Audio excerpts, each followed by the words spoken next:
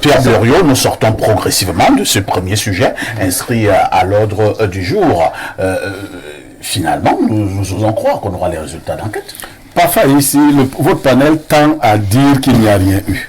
Mais nous vous disons, non, c'est ce que votre panel veut démontrer. Nous disons par exemple, à l'endroit de Maître Sim qu'il ne s'agit pas d'un larcin. Parce que dans les éléments d'enquête qui sont déjà disponibles, on dit que les vidéos de surveillance le système de vidéos de surveillance a été désactivé. Ce n'est donc pas une femme qui allait balayer le bureau qui sait où est-ce qu'on désactive les caméras. Mais qui a dit ça? Non, permettez. Je veux dire que la chaîne de complicité. Laissez-moi être avocat et avoir la froideur. Donc continuez. Vous dites que on a dit qu'on a désactivé le système de vidéosurveillance. Qui vous a dit ça? C'est dans quelle enquête? L'enquête est ouverte. Vous avez des éléments d'enquête. Comment?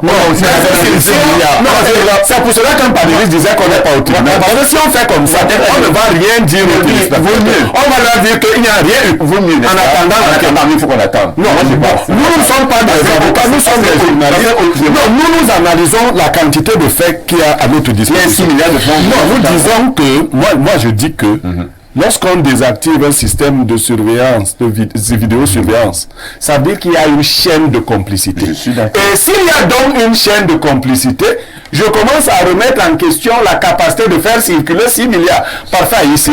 Si c'est vous et moi ici à Info TV qui voulons faire sortir les caméras en complicité avec les cadreurs d'ici, pourquoi vous commencez à me dire que porter les caméras est difficile alors que c'est nous qui travaillons avec nos caméras et nos caméramens?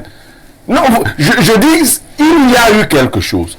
Et il faut que plus tôt, cette chose soit découverte et que le cabinet civil communique suffisamment.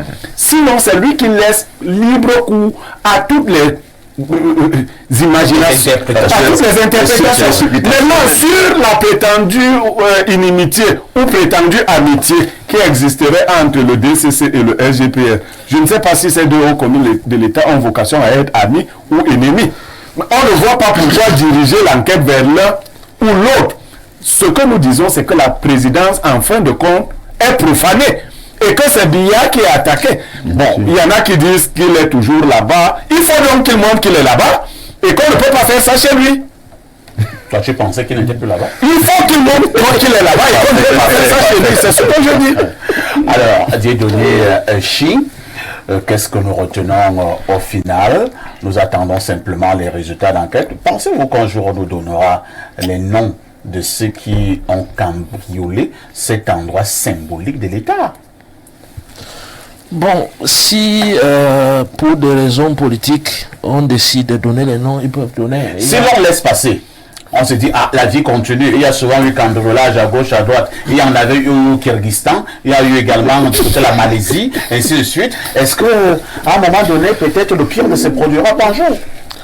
Le pire serait quoi? C'est entre eux. Est-ce que vous savez qu'est-ce qui s'est passé avec... Entre qui et qui? Entre ceux-là qui sont au sommet de l'État. Est-ce que vous savez qu'est-ce qui s'est passé avec des gens qui ont commis le meurtre comme Angarbo? Vous savez leur sort maintenant? Non. Ok. Bon. Ils sont où? Je ne sais pas. Moi aussi, je ne sais pas. Et c'est des choses que les Camerounais doivent savoir. Parce que ça, ce sont des choses très délicates. C'est les enfants. C'est les enfants. Sous le contrôle du colonel Badjek, les personnes avaient été interpellées. Je pense qu'une procédure avait été ouverte. C'était des militaires. Oui, ils ont été interpellés. Ils sont à quel niveau maintenant? Il y a une procédure au tribunal militaire de Yaoundé. Pardon? Il y a une procédure pénale contre ils sont encore sur la procédure? Je ne sais pas, ils sont, mais il y avait une procédure qui avait été... Apparemment, tu sais là. Mais c'est l'information. Plus peut-être c'est une révélation. Bon, je dis... Ouais, vous pouvez penser ce que vous pensez de révélation. Vous pouvez penser ce que vous pensez de révélation, cher professeur, mais je vais vous le dire. Je vais vous le dire et on parlera de révélation. Je vais vous le dire que vous l'aimez ou pas, je vais vous le dire comme je le reçois, quand je le reçois. Cela dit, je continue sur le même point que j'ai commencé. Ce qui se passe pour moi est politique. C'est un symptôme d'une mauvaise préparation de l'après-Biya. Très simple.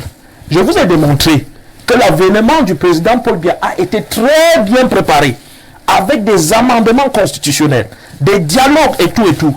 Et même avec ça, quand le président de la République arrive en 1982, il y a coup d'État en 1984. Même avec toute cette préparation, dans une tentative de putsch, dans un contexte de parti unique. Aujourd'hui, après une longue expérience du multipartisme, où les Camerounais ont encore la mémoire des histoires de victoires volées, dans un contexte politique qui est très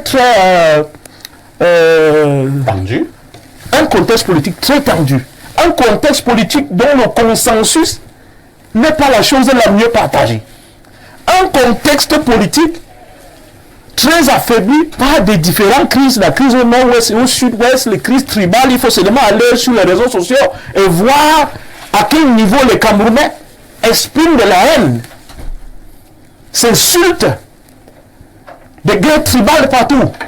Ce contexte politique est très faible. Et j'ai dit que le président de la République, ce qui vient de se passer là, c'est des guerres tribales partout. Hein. Pour l'instant, nous n'en avons pas encore, parce que là, nous donnons l'information. Il n'y en aura même pas. Non, nous avons des guerres tribales. Nous avons eu des cas au nord. Nous avons eu même à l'ouest. Oui, bien sûr. Il y a un peu partout. Non, s'il vous plaît, on va se distraire du débat. Monsieur Aïssi, oui. Ce qui se passe, c'est qu'il y a une mauvaise préparation de l'après-Bia. Ce que vous voyez là, c'est un symptôme du désordre qui se prépare. Et ça serait entre les grosses têtes qui sont là-bas en haut. C'est comme ça que ça va se passer. Et maintenant, ce qu'il faut faire, comme mesure d'urgence d'ailleurs, c'est rapidement remanier le gouvernement. Je pense sur moi de le dire. Il faut rapidement remanier le gouvernement. Vous voyez que vous rejoignez l'analyse du professeur Mathias Hérault. S'il vous plaît, c'est que ces personnes qui posent ces actes voudraient ou bien viseraient. Je dis ceci. Oui. Il faut rapidement remanier le gouvernement. La solution, c'est la rajeunir, la diversifier pour mieux sécuriser la transition. C'est compris. Ça, ce n'est pas dit pour plaire à qui que ce soit. D'ailleurs, si le professeur pense que parce que certaines personnes veulent quelque chose. Ces choses-là, ceux qui sont là-bas ne sont pas dans leur maison. C'est aussi cracher le morceau. Non, j'ai dit ceci. Permettez-moi de le dire, que les téléspectateurs comprennent, et que même ceux qui sont aux côtés du président Paul Biya, qui lui sont fidèles, puissent le transmettre. Il faut que le président de la République procède au remaniement très urgent du gouvernement. La rajeunir et la diversifier. Et quand je dis cela, ça serait une mesure pour essayer un peu de limiter les dégâts. Parce qu'il y a toujours les dégâts. Parce qu'il peut y avoir. Comme je vous l'ai dit, le président de la République, avec tout son temps de préparer la transition, et je vous ai donné la révélation qui fait rire, mais c'est une révélation très sérieuse. Le président de la République a reçu ce pays quand ce pays était en paix. Le président de la République a été secrétaire de la commission qui a été mise en place pour voir dans la crise dite anglophone. Il vit encore. Ce problème est devenu une crise qui a tué des milliers de personnes. Aujourd'hui, c'est juste pour vous dire que le pays est profondément divisé. Non. Le système est fragilisé. Le système est fragilisé. Ce que vous voyez là, c'est ceux qui sont au sommet de l'État qui profitent du désordre pour faire la tenance dans le désordre. C'est ce qu'ils sont en train de vouloir faire. Et si on continue comme ça, même avec toute l'organisation qu'on avait eue pour l'avènement du président Paul Biya, après il y a eu putsch. Et quand vous commencez à cambrioler à l'heure actuelle, ce n'est pas n'importe quel cambriolage, j'insiste là-dessus. Ça, c'est une affaire très politique. Et il faut qu'on regarde ça de manière profonde et qu'on en tire les conséquences. Comme je l'ai dit, je maintiens la suggestion. Il faut que le président de la République procède très rapidement au remaniement ministériel. Vous êtes en train de vous répéter. On vous a suivi, hein? On vous a suivi.